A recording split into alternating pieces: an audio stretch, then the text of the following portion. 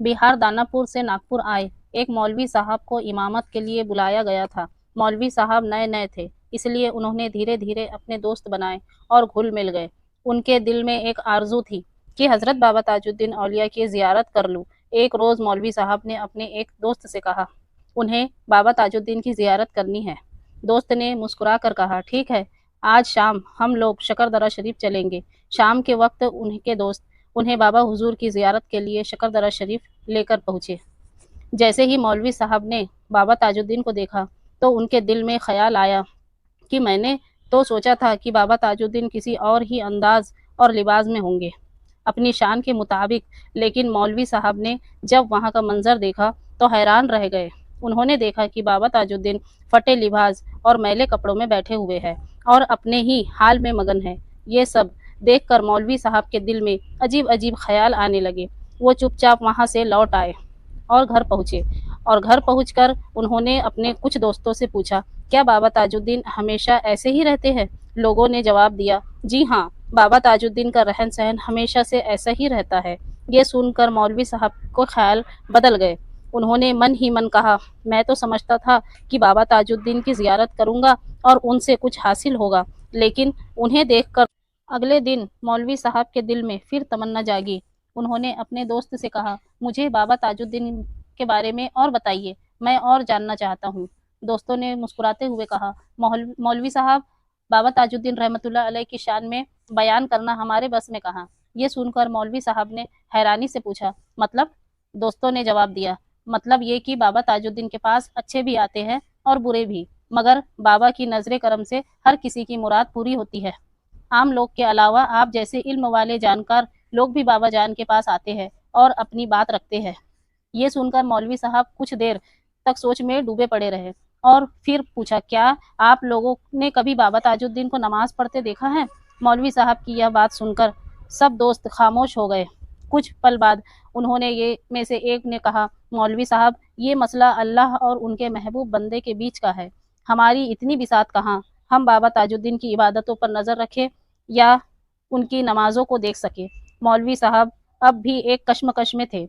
उन्हें कुछ समझ नहीं आ रहा था कि आखिर बाबा ताजुद्दीन रहमतुल्लाह अलैह कैसे वली है। एक रोज वे अपने दोस्त के साथ फिर से शकरदरा शरीफ पहुंचे। वहां पहुंचकर उन्होंने देखा कि बाबा बाहर ही मिट्टी में बैठे हुए हैं और उनके जिस्म मुबारक पर मिट्टी और गंदगी लगी हुई है। ये मंजर देखकर मौलवी साहब दूर ही खड़े रह गए। उनके दिल में ख्याल आया, आखिर ये कैसे वली है जो ना तो साफ सुथरे रहते हैं और ना ही नमाज पढ़ते हैं। अभी मौलवी साहब अपने दिल में सोच ही रहे थे कि अचानक उन्होंने देखा कि बाबा ताजुद्दीन अपनी जगह से उठकर सीधा उनकी तरफ आ गए। मौलवी साहब हैरान रह गए। जैसे ही बाबा ताजुद्दीन उनके पास पहुंचे, उन्होंने मुस्कुराकर फरमाया, हाँ जी हजरत, हम तो नंगे हैं और पागल है। यह कहकर बाबा हुजूर ने अपना कुर्ता उतारा और मौलवी साहब के ऊपर डाल दिया। कुछ देर बाद जब बाबा ताजुद्दीन रहमतुल्लाह अलैह का कुर्ता मौलवी साहब के ऊपर से हटाया गया तो वह मौजूद हर शख्स ने एक अजीब मंजर देखा। मौलवी साहब बाबा साहब के कदमों में गिर कर तौबा कर रहे थे और एक अलग ही कैफियत में थे, जैसे उन्होंने कुछ ऐसा देख लिया था जो आम इंसान के लिए नामुमकिन हो। थोड़ी देर बाद बाबा जान अपने हुजरे में तशरीफ ले गए। उधर मौलवी साहब का दिमाग अभी भी काम नहीं कर रहा था। लोग उनके पास जमा हो गए और पूछने लगे, मौलवी साहब, खैरियत से तो है? लेकिन बार बार पूछने पर भी वह खामोश रहे। काफी देर बाद जब उनके दोस्तों ने जोर देकर पूछा, हजरत, आखिर हुआ क्या है, कुछ तो बताइए। तब मौलवी साहब ने कांपती आवाज में जवाब दिया, जैसे ही बाबा हुजूर ने मेरा मुंह अपने कुर्ते मुबारक से ढका, मैंने देखा कि बाबा ताजुद्दीन आसमानों में नमाज अदा कर रहे हैं। वो मंजर, वो जगह कौन सी थी मुझे नहीं मालूम, लेकिन मैंने साफ देखा कि बाबा हुजूर साफ पाक लिबास में नमाज अदा कर रहे थे। ये तो पहली बात है। दूसरी दूसरी बात है कि कुछ दिनों से मेरे दिल और दिमाग में एक ही सवाल घूम रहा था, आखिर बाबा हुजूर कैसे वली है जो नमाज नहीं पढ़ते। मौलवी साहब रुके, फिर बोले, और आज जब मैं दूर खड़ा होकर यही सोच रहा था, तभी बाबा ताजुद्दीन ने मुझे दिखा दिया कि वो कहाँ नमाज पढ़ते हैं और किस अंदाज में नमाज पढ़ते हैं। उन्होंने आगे कहा, सिर्फ इतना ही नहीं, बाबा जान ने साबित कर दिया कि वो लोगों के जाहिर बाहरी रूप से ही नहीं बल्कि उनके दिल की बात भी जानते हैं।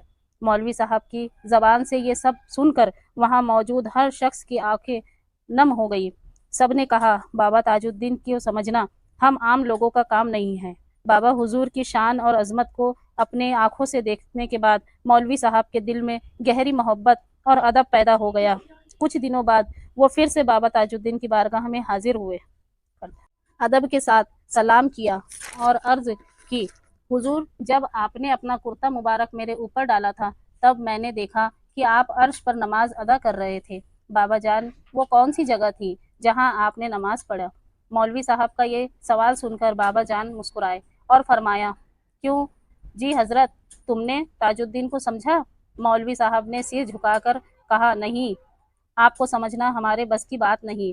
इस पर बाबा ताजुद्दीन ने इरशाद फरमाया कि पहले ताजुद्दीन को समझते जी हजरत, बाद में वो जगह भी समझ आ जाएगी जहां हम नमाज पढ़ रहे थे। बाबा जान की जुबान मुबारक से यह बात सुनकर मौलवी साहब के आंखों में आंसू बहने लगे।